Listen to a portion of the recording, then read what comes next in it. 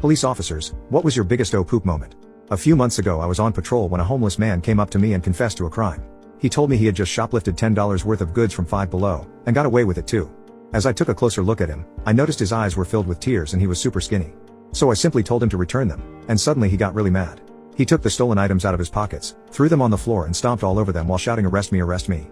But after I followed the usual crisis intervention procedure, he immediately calmed down and apologized, before walking into the dollar store. We locked eyes as he grabbed 4 items, walked out, and threw them into the open road. Well, now I was forced to detain him. But when we arrived at the station I noticed something strange.